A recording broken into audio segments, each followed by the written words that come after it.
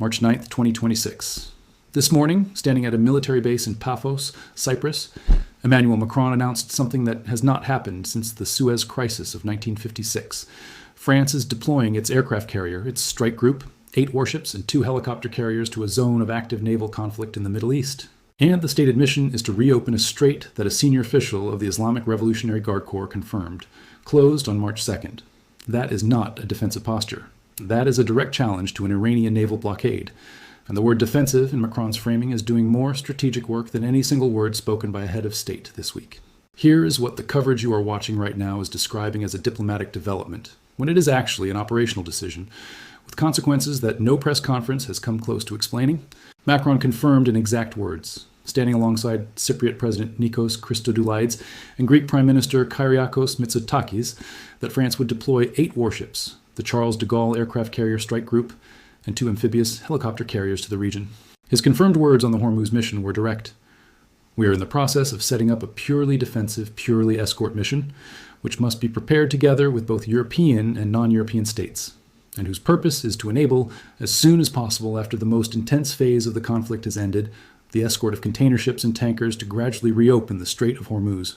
Count what he just committed: 8 frigates, 2 amphibious helicopter carriers, 1 aircraft carrier with 20 Rafale fighter jets and 2 E-2 Hawkeye radar aircraft, confirmed by Defense News and France 24. An escort force that stretches from the eastern Mediterranean, where the Charles de Gaulle is currently positioned off the coast of Crete, through the Red Sea, and potentially into the Strait of Hormuz itself.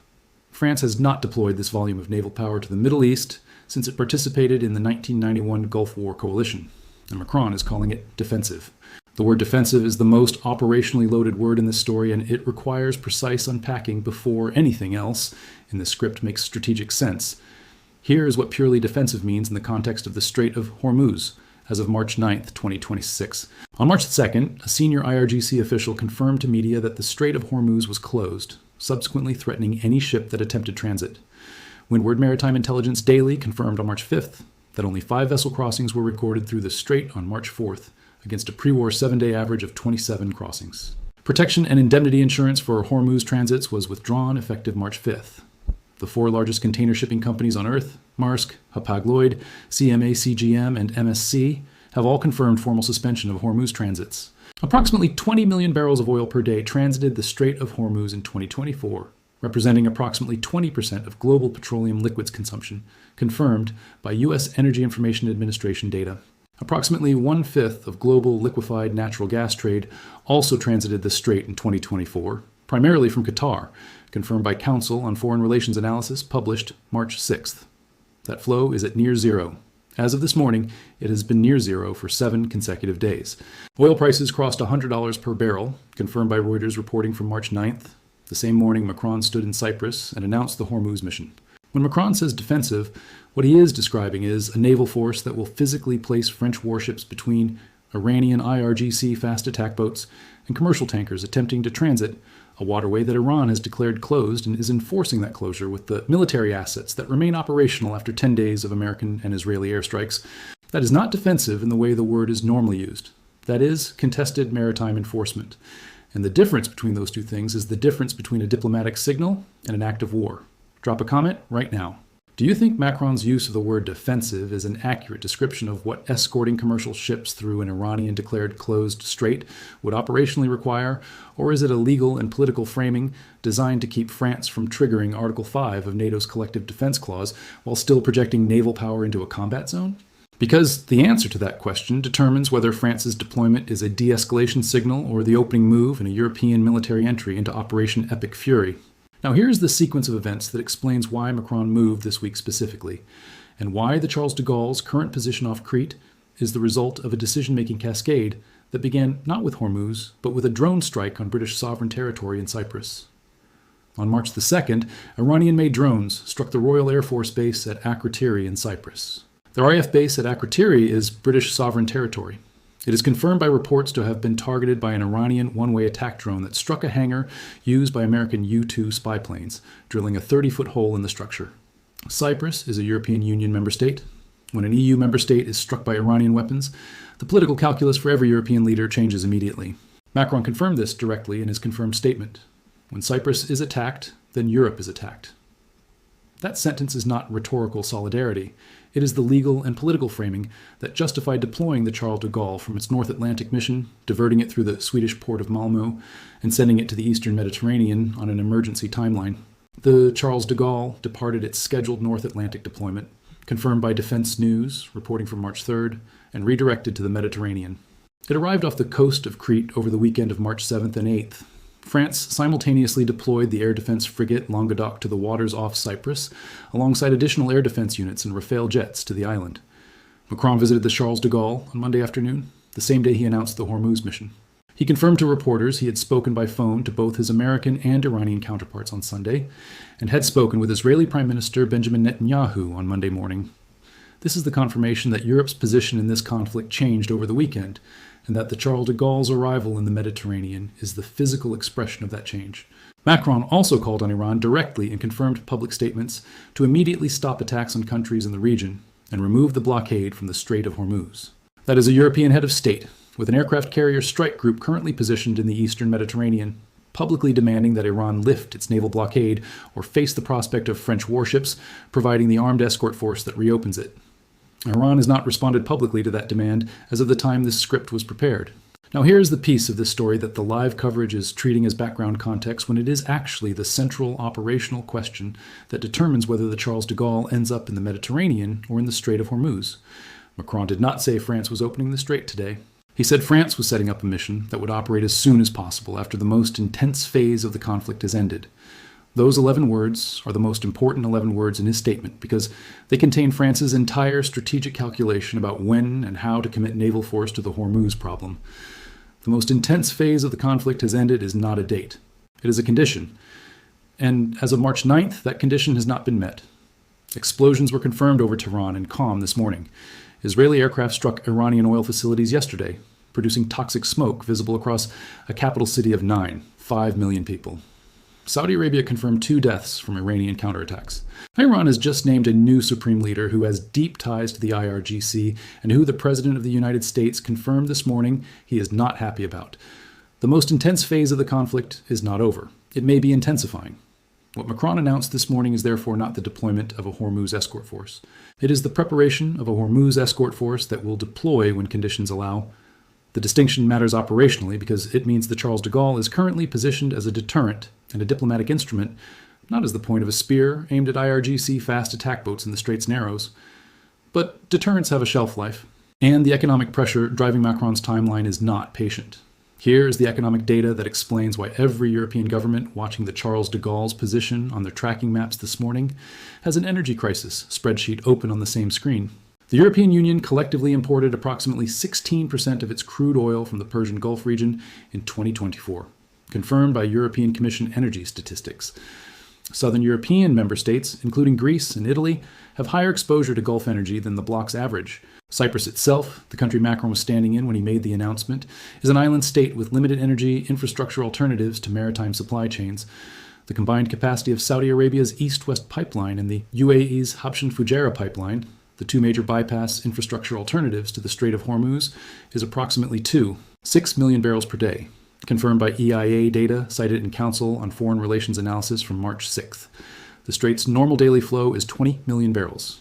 The bypass infrastructure covers 13% of the gap. The remaining 87%, approximately 4 million barrels per day, has no alternative route if the Hormuz closure persists. Brent crude above $100 per barrel, confirmed by Reuters this morning, is not a temporary spike. It is the price at which every oil-dependent economy in Europe begins recalculating its budget projections, its industrial energy costs, its inflation trajectory, and its political sustainability. Natural gas prices rose 50% in the conflict's opening days, confirmed by CFR analysis, driven in large part by Qatar energy shuttering production after Iranian strikes targeted its facilities. Qatar is the world's largest LNG exporter. European countries that rerouted their LNG supply chains away from Russian gas after 2022 are now watching their substitute supply source go offline in real time. Macron is not deploying the Charles de Gaulle because he wants to be in a Middle East war. He is deploying it because the alternative, allowing the Hormuz closure to persist until market forces and energy scarcity force a European recession, is politically unacceptable to every government in Brussels. The Hormuz mission is an economic intervention dressed in naval clothes. Now here is why the word defensive which Macron used repeatedly and deliberately, is not just rhetorical caution, but a precise legal positioning that has a specific audience in Tehran and in Washington. France has not recognized Operation Epic Fury as legitimate under international law. Macron confirmed in his March 3rd televised address, reported by France 24, that the United States and Israel decided to launch military operations conducted outside international law, which we cannot approve of. He simultaneously stated that Iran bears primary responsibility for this situation, citing its nuclear program, its support for regional proxies, and its orders to fire on its own people during the January protests. France is therefore in a position that has no diplomatic precedent in the history of the post-Cold War Atlantic Alliance. It is criticizing the American military operation as illegal. It is holding Iran primarily responsible for the conflict's causes. It is deploying its carrier strike group to protect European interests. And it is preparing to physically escort commercial ships through a waterway that the IRGC has declared closed. That is not a position. That is a tightrope. Retired French Air Force General Patrick Dutartre confirmed the strategic logic on French television in exact words. It's crucial that we ensure freedom of movement in the Strait of Hormuz because we are all affected. The phrase "we are all affected" is the operational justification for a European naval force entering a combat zone between American carrier groups and Iranian coastal defense systems. It is the argument that freedom of navigation is a collective interest that supersedes the bilateral conflict between the United States, Israel, and Iran. Whether Iran accepts that argument is the question that has not been answered yet. The IRGC has confirmed it is enforcing the Hormuz closure against all commercial traffic. It has confirmed fast attack craft at 50 to 70 knots, confirmed by Army Recognition Group, are patrolling the strait's narrowest sections. It has confirmed Kilo-class diesel-electric submarines are operating in the strait's depths. And it confirmed on March the 2nd that it would threaten any ship that attempted transit regardless of flag. A French frigate escorting a Qatari LNG tanker through the Strait of Hormuz is not, under the IRGC's stated doctrine, exempt from those threats, because the French consider their mission defensive. The IRGC does not recognize the defensive framing. It recognizes the physical presence of a foreign warship in a waterway it has declared closed. This is the operational gap between Macron's political language and the physical reality of the strait that no briefing this morning has bridged. Here is the broader European dimension of what Macron announced, because he did not announce a French mission. He announced a coalition mission that he confirmed must be prepared together with both European and non-European states. Greek Prime Minister Mitsotakis confirmed at the same Paphos press conference in exact words, "There are few of us who are participating, but here too we will need to demonstrate our European solidarity more practically." He confirmed Greece would add warships to the EU's Aspides mission in the Red Sea. The Aspides mission, which translates as shields in Greek, was the EU's existing naval mission in the Red Sea, launched in early 2024 to protect commercial shipping from Houthi attacks. France already contributes 1 warship to Aspides. Macron confirmed France would bring that contribution to 2, in addition to the broader deployment of 8 warships in the carrier group. Britain has confirmed it put a warship in position off Cyprus following the Akrotiri drone strike. Spain and Greece have both confirmed they are deploying naval assets to Cyprus to ensure the Republic's security. What is assembling in real time around the Charles de Gaulle off the coast of Crete is not a French naval mission. It is the nucleus of a European maritime coalition whose stated purpose is to reopen a waterway that Iran has closed, using armed escort as the mechanism and calling it defensive. The non-European states that Macron referenced without elaborating is the most strategically significant unelaborated phrase in his entire statement. Who are the non-European states? The framing of both European and non-European partners for the Hormuz escort mission points toward Gulf Arab states, specifically the UAE and Saudi Arabia, both of which have bypass pipeline infrastructure, but whose broader maritime commerce depends heavily on Hormuz normalization. It potentially points toward Japan and South Korea, both of which are among the world's largest importers of Gulf energy, and both of which have been watching the crossing data at Windward Maritime Intelligence with existential attention. Japan imported approximately 90% of its crude oil from the Middle East in 2024, confirmed by Japanese government energy statistics. South Korea imported approximately 70%. If the Hormuz closure persists for 30 days, both countries face industrial energy constraints that no strategic petroleum reserve can offset indefinitely. Non-European states in a Hormuz escort coalition means Japan and South Korea are the economic backstop that gives the mission its strategic legitimacy beyond European self-interest. Watch 3 confirmed trackable developments in the next 72 hours that will tell you whether the Charles de Gaulle ends up in the Mediterranean or in the Strait of Hormuz. Watch whether the Windward Maritime Intelligence daily vessel crossing count for the Strait of Hormuz begins recovering from its confirmed level of 5 crossings on March 4th toward double digits. A recovery signals IRGC enforcement is weakening. which removes the primary justification for the French escort mission's Hormuz phase.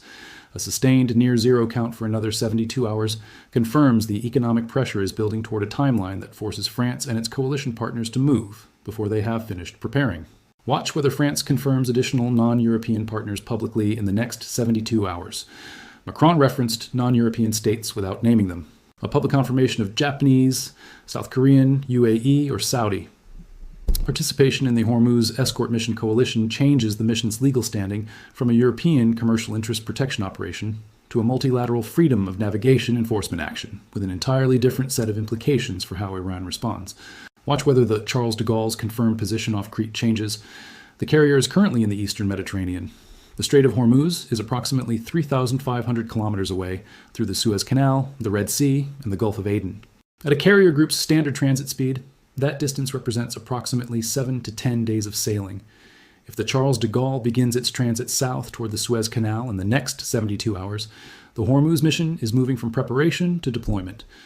If it remains off Crete, France is still in the political preparation phase. The strategic picture, as of this morning, is this. The United States has confirmed 2 carrier strike groups in the region. The USS Abraham Lincoln is in the Arabian Sea. The USS Gerald R. Ford completed its Suez Canal transit and is confirmed in the Red Sea as of March 6th. The USS George H.W.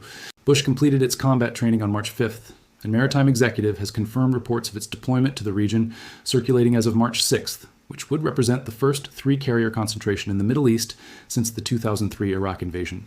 France is now adding to that picture 8 warships, 2 helicopter carriers, and the Charles de Gaulle with 20 Rafale jets, and a stated intention to reopen Hormuz. Iran has a new supreme leader, confirmed as of this weekend, with deep IRGC ties, and no approval from the President of the United States.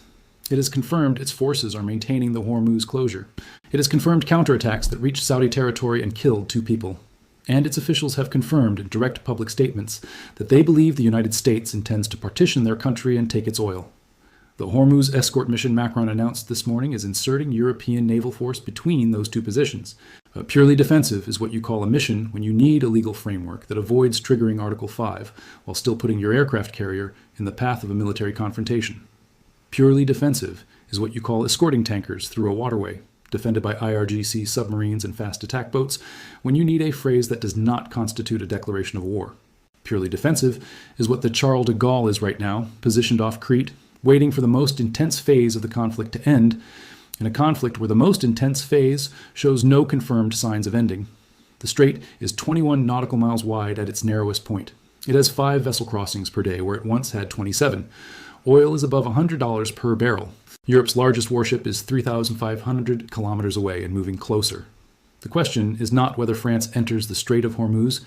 The question is whether the condition Macron named, the end of the most intense phase, arrives before the economic pressure on Europe's governments forces the timeline. And every tanker captain sitting outside the Gulf of Oman right now, waiting for insurance to be restored and the IRGC to stand down, knows that the answer to that question is not being determined in Paphos, Cyprus. It is being determined in Tehran, by a 57-year-old man who has been supreme leader for less than 72 hours, and who has already confirmed that he is not moving.